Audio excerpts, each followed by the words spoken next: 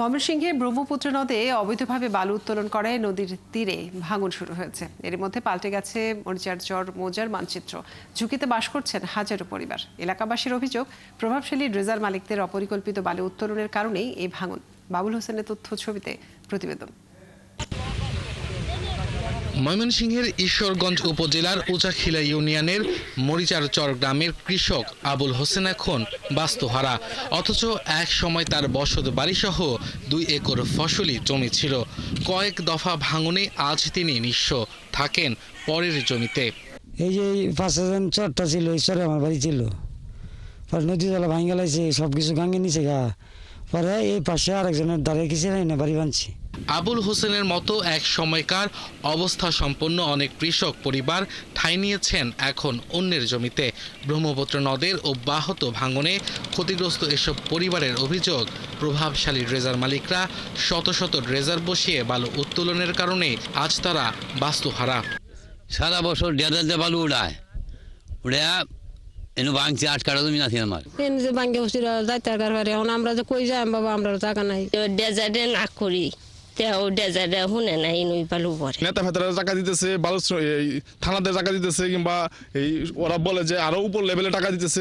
তাহলে তো ওদের সাথে তো এলাকাবাসী কোনোভাবে পারার কথা। লিলি হালাল বিউটি সোপ, বিএসটিআই কর্তৃক সনদপ্রাপ্ত দেশের প্রথম হালাল বিউটি সোপ। দীপ্তিময় উজ্জ্বল ত্বকের জন্য। ব্রহ্মপুত্রের ভাঙনে এরই মধ্যে বদলে গেছে মরিচারচর মৌজার মানচিত্র। এলাকাবাসী জানান, বালুখেকো সিন্ডিকেট ব্রহ্মপুত্র ড্রেজার বসিয়ে প্রতিদিন বালু উত্তোলন করছে। বালু কাটছে, কাটার কারণে এলাকাবাসী আর নৌকার শ্রমিকরা মারামারি কাটাকাটি হইয়া 2-3 জন আহত হয়েছে। এখানে বালু তুলে আলামিন, শামিন, রুবেল, হাবিবুল্লাহ, দিদার ওদের নেতৃত্বে এখানে শত শত ডেজার দিয়ে বালু উত্তোলন করে। আর জনপ্রতিনিধিরা জানান, ব্রহ্মপুত্রের ভয়াবহ ভাঙন থেকে রক্ষায় নানা মহলে আকুতি মিনতি জানিয়েও কোনো ফল পাচ্ছেন না। ইউনিয়ন পরিষদের চেয়ারম্যান এবং মেম্বার, এলাকাবাসী বারবার আকুতি জানানোর পরও কোনো সমাধান আসে না। পানি উন্নয়ন বোর্ডের স্থানীয় কর্মকর্তারা জানান, ব্রহ্মপুত্রের ভাঙন থেকে মরিচারচরকে রক্ষায় প্রকল্প গ্রহণ করা হয়েছে। প্রকল্পটি বাস্তবায়ন হলে ব্রহ্মপুত্র নদের ভাঙন থেকে রক্ষা পাবেন তীরবাসী। কাজ চলমান রয়েছে, কাজ আশা করছি 1 বছরের মধ্যেই সম্পন্ন হবে।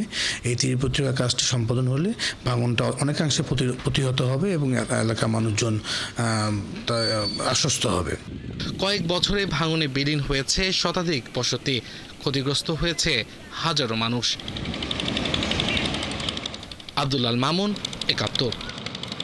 এ বিষয়ে আরো বিস্তারিত জানাতে আমাদের সাথে ময়মনসিংহ থেকে যোগ দিচ্ছেন সহকর্মী বাবুল হোসেন।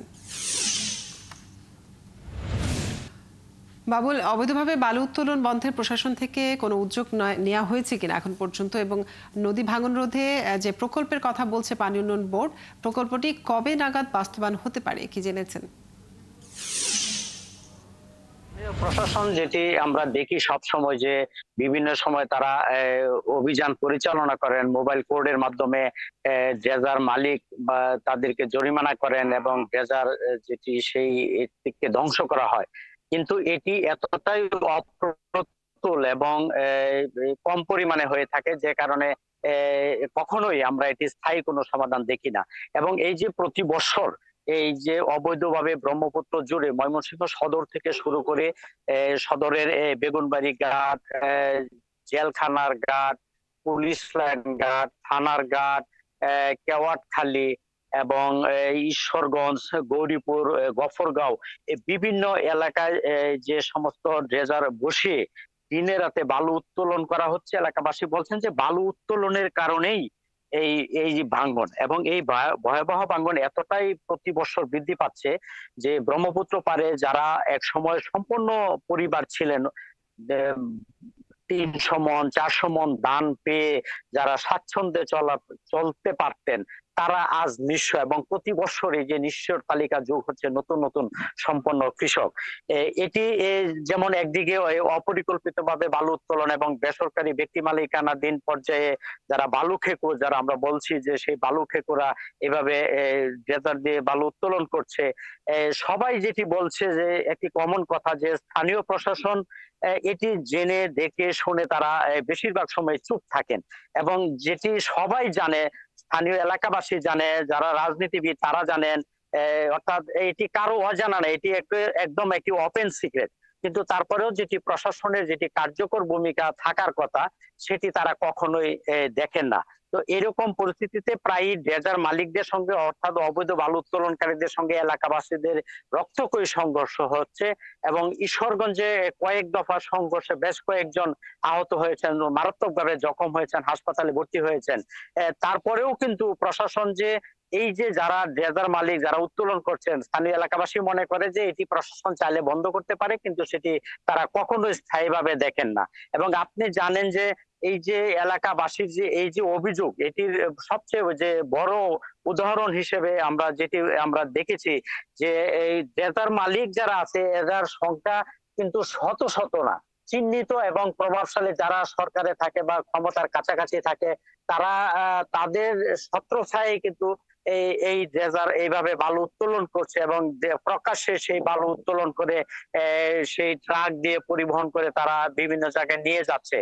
তো এটি চিহ্নিত এবং তাদেরকে স্থায়ী পদক্ষেপের জন্য সর্বশেষ ঈশ্বরগঞ্জ উপজেলা প্রশাসন থেকে এই রক্তক্ষয়ী সংঘর্ষ বন্ধের জন্য নৌ পুলিশের একটি প্রস্তাব পাঠানোর কথা তারা বলছেন, যে এটি হলে হয়তো নৌ পুলিশ সারাক্ষণ এটি নজরদারিতে রাখবে এবং তাহলে হয়তো এটি স্থায়ী সমাধান হবে। আর পানি উন্নয়ন বোর্ড যেটি বলছেন যে ভাঙ্গন রোধে তারা যে প্রকল্পটি নিয়েছেন এটি এই বর্ষার পরে তারা শুরু করতে পারবেন, যেটি সুফল পেতে আগামী বর্ষা পর্যন্ত অপেক্ষা করতে হবে। এবং এটি নিয়েও কিন্তু স্থানীয় এলাকাবাসী বলছেন যে এটি হয়তো একটি নির্দিষ্ট এলাকার ভাঙ্গন রোধ করা সম্ভব, কিন্তু পুরো এলাকার ভাঙ্গন রোধ করতে চাইলে আরো স্থায়ী পদক্ষেপ নিতে হবে এবং এই যে যারা অবৈধ বালু উত্তোলন করছে তাদের বিরুদ্ধে কঠোর আইনগত পদক্ষেপ নেওয়ার মাধ্যমে এই সমস্যার সমাধান সম্ভব। এবং এই ক্ষেত্রে প্রশাসনই কেবল একমাত্র পারে যে এই যে যারা ড্রেজার দিয়ে বালু উত্তোলন করছে তাদের বিরুদ্ধে কঠোর আইনগত পদক্ষেপ নিয়ে এটি স্থায়ীভাবে সমাধান করার জন্য। এছাড়া এই ভাঙ্গন রোধ করা আসলে কোনোভাবেই সম্ভব না, কারণ এখানে কোটি কোটি টাকার একটি বাণিজ্যের বিষয় রয়েছে। যে এই প্রশাসনের কঠোর নজরদারি চেয়েছেন তারা। বাবুল, আপনাকে অনেক ধন্যবাদ।